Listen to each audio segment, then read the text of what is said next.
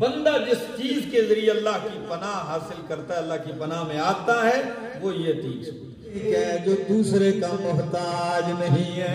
سبحان اللہ، بے شک مانا سمجھ میں آیا؟ بے شک۔ قل هو اللہ احد، کہہ دیجئے وہ اللہ ایک ہے، من الملک اليوم، قیامت کے دن اللہ اعلان کریں گے آج کے دن کس کی بادشاہی ہے۔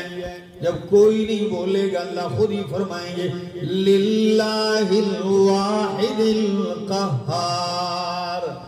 الحمدللہ آج ڈوڈیال آزاد کشمیر کی اس مرکزی جامع مسجد میں نماز فجر کے بعد درس قرآن کریم کا موقع نصیب ہوا، اور ایک دلی خوشی اور مسرت یہ ہے کہ آج کل کے ماحول میں نماز فجر میں مساجد خالی ہوتی ہیں، اور یہاں میں نے دیکھا کہ نماز فجر میں اتنی بڑی تعداد کے اندر لوگوں نے شرکت کی، اور پھر درس قرآن کا اشتیاق رکھتے ہوئے سارے لوگ جم کر بیٹھے ہوئے ہیں۔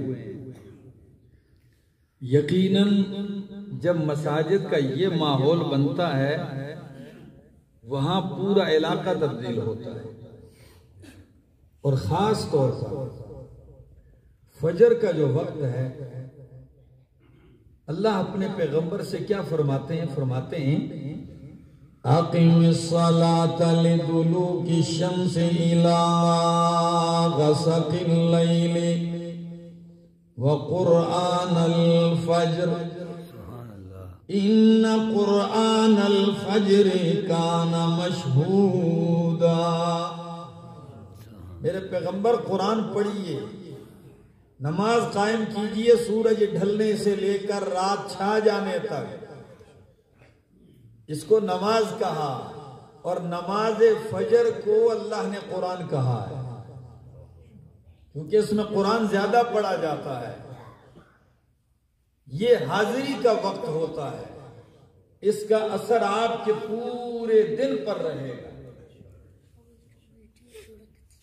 یہ بہت بہترین وقت ہے، تو جس شخص کو اس بہترین وقت میں نماز پڑھنے کا موقع میسر آئے اور نماز کے بعد اللہ کی کتاب کی چند آیات سیکھ کر وہ گھر جائے ہر روز، تو نفل تو آپ لوگ پڑھتے ہوں گے، میں تو اتنے زیادہ نہیں پڑھ سکتا ہوں، کوشش کرتا ہوں لیکن زیادہ نہیں پڑھ سکتا ہوں۔ آج آپ کو ایک چیز بتا کے جا رہا ہوں، یاد رکھو گے۔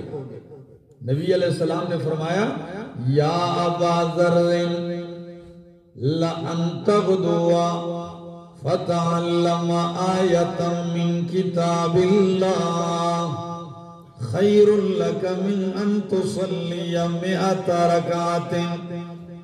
او ابو ذر، صبح کے وقت تو چلا جائے اور قرآن کریم کی ایک آیت سیکھ لے، یہ تیرے لیے 100 رکعت نفل سے بہتر ہے۔ سبحان اللہ۔ تو آپ میں سے روزانہ کوئی 100 پڑھتا ہے نفل؟ لیکن اگر فجر کا درس آپ سن لیں، ایک آیت سیکھ لیں 100 رکعت نفل کا۔ اور اگلی بات سنیے، حدیث کا دوسرا ٹکڑا وَلَأَن تَغْدُوَ فَتَعَلَّمَ بَابًا مِّنَ الْعِلْمِ، صبح جائے اور علم کا ایک باب سیکھ لے، خَيْرٌ لَكَ مِنْ أَن تُصَلِّيَ أَلْفَ رَكَعَةٍ، یہ آپ کے لیے 1000 رکعت نفل سے بہتر ہے۔ میرے دوستو کتنی نوازشات ہیں، تو ایک درس میں کئی آیتیں آپ سیکھ جاتے ہیں، بہت ہی مختصر کریں تو 3 آیتیں تو ہوں گی، اور میں نے بھی آج اس سورت کا انتخاب کیا ہے کہ جو 4 آیتوں پر مشتمل ہے، اور پڑھتے ہی آپ سمجھ گئے ہوں گے سورت کا نام کیا ہے، سورت الاخلاص۔ اتنی جامع سورت ہے یہ قرآن مقدس کی کہ اپنی جامعیت کی وجہ سے یہ قرآن کریم کے تیسرے حصے کے برابر ہے۔ سبحان اللہ۔ کتنے حصے کے برابر؟ تیسرے حصے کے برابر. اور قرآن کا تیسرا حصہ 10 پارے بنتے ہیں. تیسرے حصے کے برابر اتنی عظیم سورت. اور نام امام شربینی نے تفسیر سراج المنیر کے اندر 22 نام لکھے ہیں. امام رازی رحمہ اللہ نے اپنی تفسیر کبیر کے اندر بہت سارے نام لکھے ہیں. ایک نام ہے سورۃ الاخلاص. اخلاص کیوں کہتے ہیں اس کو؟ اس لیے کہ اس سورت میں بندہ توحید کو خالص کرتا ہے اللہ کے لیے. یہ وہ سورت ہے جس میں توحید ہے، صرف اور صرف توحید کا بیان. اور اس سورت کا دوسرا نام ہے سورۃ النور، روشنی والی سورت، نور والی سورت، اس لیے کہ اس میں نور توحید کا بیان ہے. اس سورت کا نام سورۃ المعرفت ہے، پہچان والی سورت، چونکہ اس سورت کے سمجھنے سے بندے کو رب کی پہچان ہو جاتی ہے. اور یہ سورت کا نام، اس کا ایک نام سورۃ التوحید ہے، سورۃ التفرید ہے، اور اس کا ایک نام سورۃ الولایت ہے کہ یہ وہ سورت ہے جو بندہ پڑھے سمجھے اور اس کے مطابق عقیدہ رکھ لے، ایمان بنا لے، یہ بندہ ولی ہو جاتا ہے. یہی وہ عقیدہ ہے جو بندے کو ولی بناتا ہے. توحید، توحید نہ ہو ولی بن نہیں سکتا. اور اس سورت کی فضیلت سن لیجئے ذرا. نبی پاک صلی اللہ تعالی علیہ وسلم حضرت جابر بن عبداللہ رضی اللہ تعالی عنہ فرماتے ہیں ایک شخص مسجد میں آیا اور نماز کے لیے اللہ اکبر کہیں، فجر کی نماز کے لیے سنتیں پڑھ رہا تھا اور قرات ذرا اونچی پڑھنی شروع کر. نبی پاک صلی اللہ علیہ وسلم سن رہے تھے تو اس نے کہا اللہ اکبر، فاتحہ پڑھی. فاتحہ کے بعد پڑھنے لگا قل یا ایھا الکافرون لا اعبد ما تعبدون ولا انتم عابدون ما اعبد ولا انا عابد ما عبدتم ولا انتم عابدون ما اعبد لکم دینکم ولی دین. سورۃ الکافرون کی تلاوت کی. فلما انقضت السورۃ، جب سورت مکمل ہو گئی نبی پاک صلی اللہ علیہ وسلم نے فرمایا ھذا عبد عرف ربہ، یہ وہ بندہ ہے جس نے رب کو پہچان لیا ہے. رب کو پہچان لیا. اچھا، دوسری رکعت پڑھنی شروع کر دی. جب دوسری رکعت پڑھی تو کہنے لگا قل هو اللہ احد اللہ الصمد لم یلد ولم یولد ولم یکن له کفوا احد. جب یہ سورت پڑھی نبی پاک صلی اللہ تعالی علیہ وسلم نے فرمایا ھذا عبد آمن بربہ، یہ وہ بندہ ہے جو اپنے رب پر ایمان لے آیا ہے، ایمان اس کا بن چکا ہے. یہ ہے وہ سورت.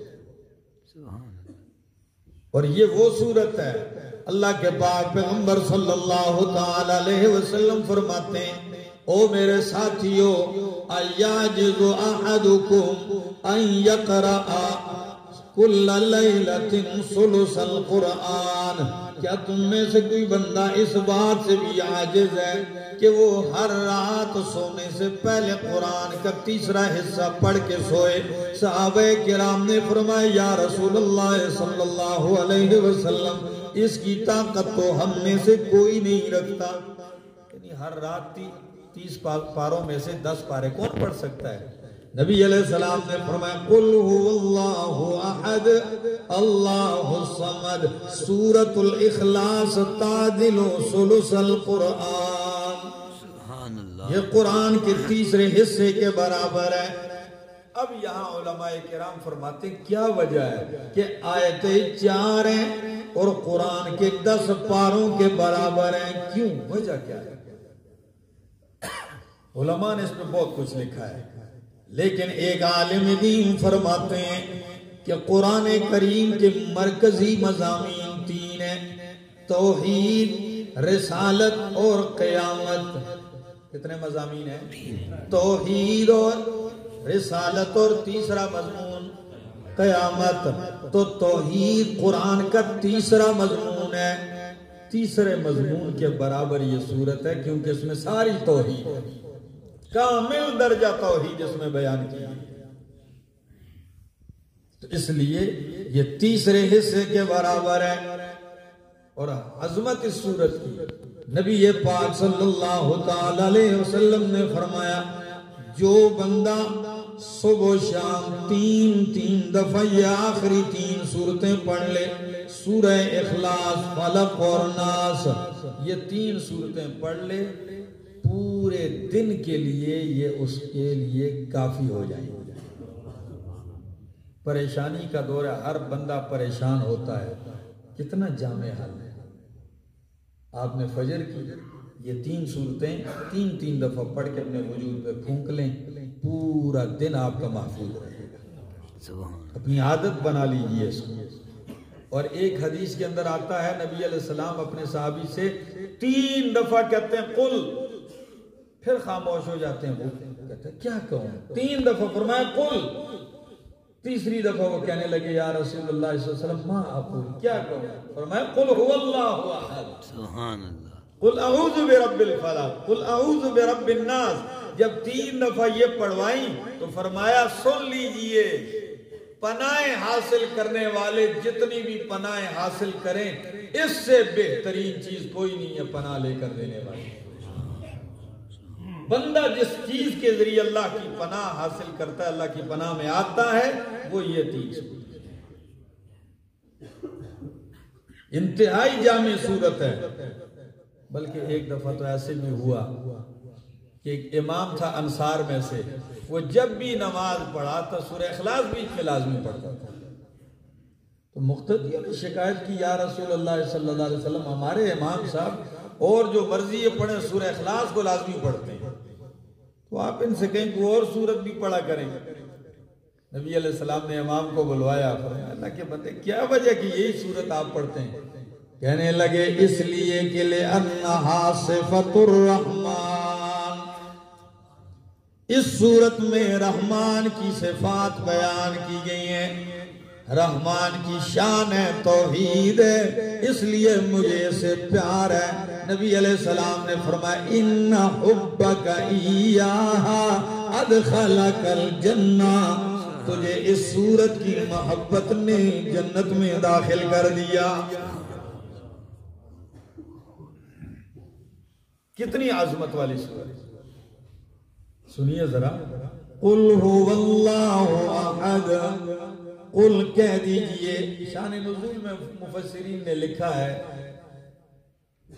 کہ یہود، بعض نے لکھا ہے مشرکین مکہ، چونکہ مکی سورت ہے، تو مشرکین مکہ نے آ کے نبی علیہ السلام سے پوچھا صف لنا ربکا، انصب لنا ربکا، آپ ہمارے سامنے اپنے رب کا شجرہ نسب بیان کریں۔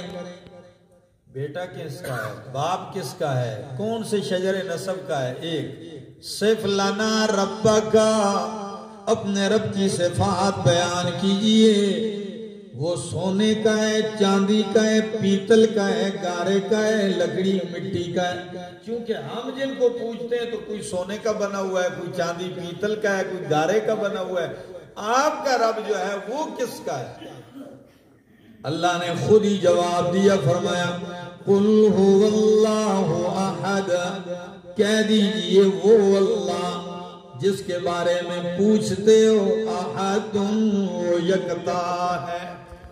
سبحان اللہ کتنا میٹھا لفظ ہے. سبحان قل هو اللہ احد، کہہ دیجئے وہ اللہ احد اکیلا ہے، یکتا ہے. اب اکیلے تو آپ بھی ہیں، میں بھی اکیلا ہی ہوں. احمد جمشید ایک ہی ہے، مولانا بشیر صاحب یہ ایک ہی ہے، یہ دو نہیں. تو احد کا معنی کیا ہے؟ اللہ. ہاں ہم میں سے ہم ایک ہیں لیکن ہم دوسرے کے محتاج ہیں، اور وہ ایسا ایک ہے جو دوسرے کا محتاج نہیں ہے. سبحان اللہ. اللہ بے شک مانا بے سمجھ شک میں آیا؟ بے شک. قل هو اللہ احد، کہہ دیجئے وہ اللہ ایک ہے. کیسا ایک؟ اللہ الصمد، وہ بے نیاز ہے. یعنی ایسا ایک ہے جو دوسرے کا محتاج نہیں ہے. ہم میں سے جتنے بھی ایک ہیں وہ دوسرے کے محتاج ہیں، بلکہ پیدا ہونے میں تو باپ کے محتاج ہیں ہی ہیں، بڑھاپے میں اولاد کے محتاج ہیں. لیکن ایک اللہ ہے جو یکتا ہے. دوسرا معنی کہ اللہ احد، اللہ ایک ہے. اس کا معنی کیا ہے؟ پہلی توجیہ. دوسری توجیہ، وہ ایک ہے الوہیت میں ایک ہے، الہ ہونے میں ایک ہے. سبحان اللہ. ایسے تو ایک ہے، کئی گھوم رہے ہیں لیکن وہ الہ نہیں ہے. اور یہ کیسے ایک ہے؟ الہ ہونے میں ایک ہے. وہ ذات میں صفات میں یکتا ہے. کیونکہ دو الفاظ آتے ہیں اللہ کے لیے، دو نام، احد بھی اور واحد بھی. کیا؟ احد بھی اور واحد. احد بھی واحد بھی. واحد کا لفظ استعمال کہاں ہوا ہے؟ فرمایا لمن الملک اليوم، قیامت کے دن اللہ اعلان کریں گے آج کے دن کس کی بادشاہی ہے. جب کوئی نہیں بولے گا اللہ خود ہی فرمائیں گے للہ الواحد القہار، اس اکیلے کی ہے جو غالب ہے. تو الواحد اور الاحد، مفسرین فرماتے ہیں واحد وہ ہے جو صفات میں اکیلا ہو، یکتا ہو، اور احد وہ ہے جو ذات میں یکتا ہو. تو دونوں کو ملا لیجئے، معنی کیا ہوگا؟ اللہ اپنی ذات و صفات میں یکتا ہے. اللہ الصمد، اللہ بے نیاز ہے. عام یہی معنی کیا جاتا ہے. میں نے ایک لفظ اور لگایا تھا کہ اللہ بے حاجت ہے. کیونکہ یہ بے حاجت کا لفظ تو سمجھ میں آتا ہے، بے نیاز کی لوگ معنی اس کا نہیں سمجھتے. کہتے ہیں اللہ بے نیاز ہے لیکن مطلب نہیں سمجھتے. یہی وجہ ہے شاہ عبد القادر محدث دہلوی رحمہ اللہ موضح القرآن میں معنی کرتے ہیں اللہ الصمد، اللہ نرادھار ہے. اللہ. سید عطا اللہ شاہ بخاری رحمہ اللہ فرماتے ہیں جیل میں تھا میں، شاہ عبد القادر کا ترجمہ پڑھا نرادھار ہے. سمجھ میں نہیں آیا کہ یہ ہندی کا لفظ استعمال کیا، نرادھار کا معنی کیا ہے. وہاں میرے ساتھ جیل میں ایک ہندو بھی پنڈت بھی جیل میں ہے. شاہ صاحب فرماتے ہیں میں نے قرآن ایسے پکڑا، اس کے پاس کیا، میں نے کہا پنڈت جی آپ کی بولی میں نرادھار کس کو کہتے ہیں؟ کہنے لگا آپ کو کیا پڑ گیا؟ میں نے کہا جی ہمارا ایک مسئلہ ہے آپ بتائیں. تو جیل کے اندر قیدی پنڈت نے کہا ہماری بولی میں ہم نرادھار گاؤں میں محلے میں اس شخص کو کہتے ہیں کہ پورا محلہ اس کا محتاج ہو اور وہ محلے میں کسی کا محتاج نہ ہو. تو شاہ جی فرماتے ہیں میں جھوم گیا. میں نے کہا پنڈت جی تیرے محلے میں کیا کوئی نرادھار ہوگا؟ نرادھار تو واقعی اللہ ہے کہ ساری کائنات اس کی محتاج ہے، وہ کسی کا محتاج نہیں ہے. سبحان اللہ. اللہ الصمد، اللہ بے نیاز ہے، اللہ بے حاجت ہے. وہ ایسا بادشاہ ہے کہ خود کہتا ہے یا ایوہ الناس انتم الفقراء الی اللہ. سبحان اللہ. او لوگو، بادشاہو یا گداؤ، امیرو کہ غریبو، تم سارے کس کے محتاج ہو؟ اللہ کے واللہ هو الغنی، اللہ ہی بے پرواہ بے نیاز ہے۔ دیکھیے اللہ کا کلیم ہے موسیٰ علیہ السلام بڑا ہی عظیم ہے۔ کئی میل کا سفر طے کرنے کے بعد جب مدین پہنچتے ہیں، پانی پلوایا 2 لڑکیوں کے جانوروں کو، پھر آئے اور درخت کے سائے میں بیٹھتے ہیں تو کیا کہتے ہیں؟ رب انی لما انزلت الی من خیر فقیر۔ اللہ تو جو بھی خیر نازل کرے میں فقیر ہوں۔ نیکی کی ادھر دعا مانگی، یہ واقعہ سنا ہے نا کہ آپ در سننے والے لوگ ہیں، ادھر نیکی کی اور ادھر رب سے دعا مانگی۔ ایک مفسر نے عجیب بات لکھی، جب موسیٰ علیہ السلام نے نیکی کی اور دعا مانگی، اس وقت نہ ان کا کوئی گھر تھا، نہ ان کی کوئی تنخواہ تھی، نہ ان کی کوئی بیوی تھی، لیکن نیکی کی ادھر دعا مانگی۔ شام ہونے سے پہلے پہلے رب نے گھر بھی دے دیا، رب نے نوکری بھی لگا دی اور بیوی بھی عطا کر دی۔ سورج غروب ہونے سے پہلے پہلے اللہ نے تینوں کاموں کا انتظام کر دیا۔ سبحان۔ میں اکثر کبھی کبھی اپنے بیان میں یہ بھی کہتا ہوں، یہ واقعہ سناتے ہوئے میں کہتا ہوں دیکھو موسیٰ علیہ السلام نے رب سے روٹی مانگی، کیونکہ سینکڑوں کلومیٹر کا سفر پیدل طے کیا ہے، رب سے روٹی مانگی، رب نے فرمایا میرے کلیم آپ نے روٹی مانگی ہے، میں نے روٹی پکانے والی کا بھی انتظام کر دیا۔ تو اللہ الصمد، اللہ بے نیاز ہے، بے حاجت۔ فسرین یوں بھی کرتے ہیں الصمد الذی یصمد الیہ فی الحوائج، صمد وہ ذات ہے کہ حاجتوں میں، پریشانیوں میں، تکلیفوں میں، ضرورتوں میں جس کی طرف لوگ رجوع کرتے ہیں وہ صمد ہے۔